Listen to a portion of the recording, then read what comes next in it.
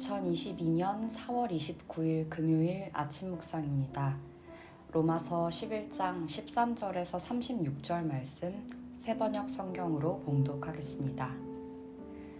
내가 이방인인 너희에게 말하노라. 내가 이방인의 사도인 만큼 내 직분을 영광스럽게 여기노니 이는 혹 내 고륙을 아무쪼로 시기하게 하여 그들 중에서 얼마를 구원하려 함이라. 그들을 버리는 것이 세상의 화목이 되거든 그 받아들이는 것이 죽은 자 가운데서 살아나는 것이 아니면 무엇이리요. 제사하는 처음 익은 곡식가루가 거룩한즉 떡덩이도 그러하고 뿌리가 거룩한즉 가지도 그러하니라. 또한 가지 얼마가 꺾이었는데 돌 감람나무인 내가 그들 중에 접붙임이 되어 참 감람나무 뿌리의 진액을 함께 받는 자가 되었은즉 그 가지들을 향하여 자랑하지 말라. 자랑할지라도 내가 뿌리를 보전하는 것이 아니오 뿌리가 너를 보전하는 것이니라. 그러면 내 말이 가지들이 꺾인 것은 나로 접붙임을 받게 하려 함이라 하리니 옳도다. 그들은 믿지 아니함으로 꺾이고 너는 믿음으로 섰느니라. 높은 마음을 품지 말고 도리어 두려워하라. 하나님이 원가지들도 아끼지 아니하셨은즉 너도 아끼지 아니하시리라. 그러므로 하나님의 인자하심과 준엄하심을 보라. 넘어지는 자들에게는 준엄하심이 있으니 너희가 만일 하나님의 인자하심에 머물러 있으면 그 인자가 너희에게 있으리라. 그렇지 않으면 너희도 찍히는 바 되리라. 그들도 믿지 아니하는데 머무르지 아니하면 접붙임을 받으리니 이는 그들을 접붙이실 능력이 하나님께 있음이라. 내가 원 돌감람 나무에서 찍힘을 받고 본성을 거슬러 좋은 감람나무에 접붙임을 받았으니 원 가진 이 사람들이야 얼마나 더 자기 감람나무에 접붙이심을 받으랴. 형제들아, 너희가 스스로 지혜 있다 하면서 이 신비를 너희가 모르기를 내가 원하지 아니하노니 이 신비는 이방인의 충만한 수가 들어오기까지 이스라엘의 덜어는 우둔하게 된 것이라. 그리하여 온 이스라엘이 구원을 받으리라 기록된 바 구원자가 시온에서 오사 야곱에게서 경건하지 않은 것을 돌이키시겠고 내가 그들의 죄를 없이 할 때에 그들에게 이루어질 내 언약이 이것이라 함과 같으니라. 복음으로 하면 그들이 너희로 말미암아 원수된 자요 택하심으로 하면 조상들로 말미암아 사랑을 입은 자라. 하나님의 인사와 부르심에는 후회하심이 없느니라. 너희가 전에는 하나님께 순종하지 아니하더니 이스라엘에 순종하지 아니하므로 이제 긍휼을 입었는지라. 이와 같이 이 사람들이 순종하지 아니하니 이는 너희에게 베푸시는 긍휼로 이제 그들도 긍휼을 얻게 하려 하심이라. 하나님이 모든 사람을 순종하지 아니하는 가운데 가두어 두심은 모든 사람에게 긍휼을 베풀려 하심이로다. 깊도다. 하나님의 지혜와 지식의 풍성함이요 그의 판단은 헤아리지 못할 것이며 그의 길은 찾지 못할 것이로다. 누가 주의 마음을 알았느냐? 누가 그의 모사가 되었느냐? 누가 주께 먼저 드려서 갚으심을 받겠느냐? 이는 만물이 주에게서 나오고 주로 말미암고 주에게로 돌아감이라. 그에게 영광이 세세에 있을지어다. 아멘.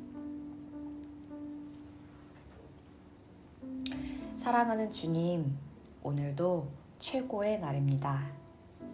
오늘은 로마서 11장 13절에서 36절 말씀을 묵상했습니다.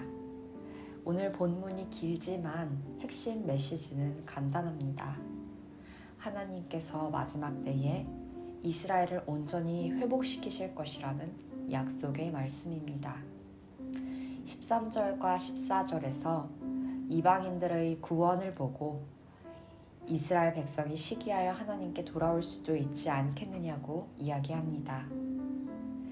15절에서 17절에서도 하나님께서 처음 택하신 이스라엘을 얼마나 귀하게 여기시는지 알 수 있습니다.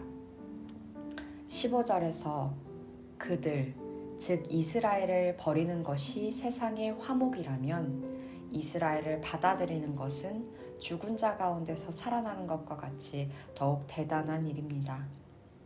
16절에서 제사하는 처음 익은 곡식가루, 즉 이스라엘이 거룩한 즉 떡덩이도 거룩하고 뿌리, 즉 이스라엘이 거룩한 즉 가지도 거룩합니다.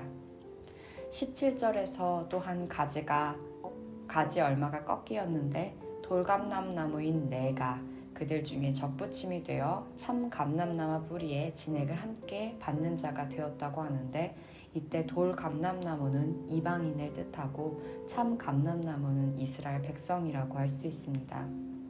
즉 이스라엘 백성의 일부가 하나님을 떠났고 그로 인해 이방인들에게 복음이 전파된 것을 의미합니다. 그러니 18절에서 20절 말씀에서 구원받은 이방인들에게 이스라엘을 함부로 평가하지 말고 자랑하지 말라고 합니다. 18절부터 20절 말씀입니다.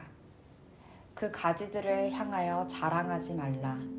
자랑할지라도 내가 뿌리를 보전하는 것이 아니요 뿌리가 너를 보전하는 것이니라. 그러면 내 말이 가지들이 꺾인 것은 나로 접붙임을 받게 하려 함이라 하리니 옳도다. 그들을 믿지 아니함으로 꺾이고 너는 믿음으로 섰느니라. 높은 마음을 품지 말고 도리어 두려워하라. 믿지 않는 이들과 비교하여 특권의식을 갖고 자랑하는 마음이 들 때가 있습니다. 물론 하나님께 구원받은 것은 내 인생에서 가장 자랑스러운 일이겠으나 그 구원이 내가 아니라 100% 하나님으로 말미암았다는 것을 간과하고 내가 잘난 것처럼 생각한다면 그것은 하나님 앞에 큰 죄가 될 것입니다. 22절에서 23절 말씀입니다. 그러므로 하나님의 인자하심과 준엄하심을 보라. 넘어지는 자들에게는 준엄하심이 있으니 너희가 만일 하나님의 인자하심에 머물러 있으면 그 인자가 너희에게 있으리라. 그렇지 않으면 너희도 찍힌 바 되리라.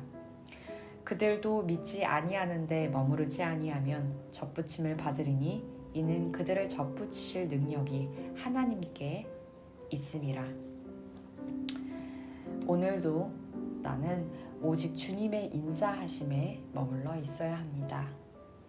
또한 오늘 말씀에서 우리가 기도해야 할 것을 알려주십니다. 25절에서 27절 말씀입니다. 형제들아, 너희가 스스로 지혜 있다 하면서 이 신비를 너희가 모르기를 내가 원하지 아니하노니 이 신비는 이방인의 충만한 수가 들어오기까지 이스라엘의 덜어는 우둔하게 된 것이라. 그리하여 온 이스라엘이 구원을 받으리라 기록된 바 구원자가 시온에서 오사 야곱에게서 경건하지 않은 것을 돌이키시겠고 내가 그들의 죄를 없이 할 때에 그들에게 이루어질 내 언약이 이것이라 함과 같으니라. 아멘. 이방인들에게 복음이 다 전파되고 주님이 다시 오실 마지막 때가 되면 온 이스라엘이 구원을 받을 것이고 거룩함을 회복할 것을 약속하십니다. 따라서 우리는 온 땅의 복음이 전파되기를 기도해야 하고 또한 회복될 이스라엘을 위해 기도해야 합니다. 와닿는 이야기가 아닐 수 있지만 적어도 이스라엘과 팔레스타인을 포함한 중동 땅을 위해서 기도할 수 있습니다. 최근에 러시아와 우크라이나 전쟁에 관심을 가지고 빨리 종식되길 기도하고 있지만 이스라엘과 팔레스타인의 분쟁은 훨씬 오랜 세월 지속되고 있습니다. 주님 다시 오실 때까지 어떻게 기도해야 할지 묻고 기도하며 꾸준히 관심을 가져야 하는 것을 새삼 깨닫게 하시니 감사합니다. 32절 말씀을 보면 하나님께서 불순종하는 사람들을 통해 하나님의 긍휼하심을 모든 사람에게 베푸신다고 말씀하십니다. 이를 생각한다면 나는 불순종하는 이들에게도 빚진 자가 됩니다.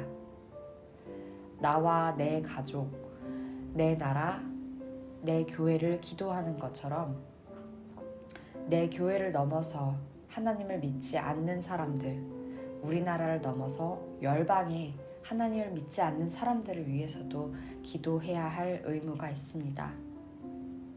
오늘의 묵상은 30절 이하 말씀을 기도로 바꾸며 마무리하겠습니다. 사랑하는 주님, 우리가 전에는 하나님께 순종하지 아니하였지만 이스라엘이 순종하지 아니함으로 말미암아 이제 우리가 긍휼을 입었습니다. 그리고 이제는 이스라엘을 포함하여 하나님을 잘 믿던 자들이 하나님께 불순종하는 자가 되었습니다. 주님, 우리에게 베푸시는 긍휼로 이제 그들도 긍휼을 얻게 하시며 다시 회복시키실 것을 믿습니다. 하나님께서 모든 사람을 순종하지 아니하는 가운데 가두어 두심은 모든 사람에게 긍휼을 베풀려 하시려는 것입니다. 이처럼 하나님의 지혜와 지식의 풍성함이 참 깊습니다. 내가 감히 하나님의 판단을 헤아리지 못하며 하나님의 길을 찾기도 어렵습니다.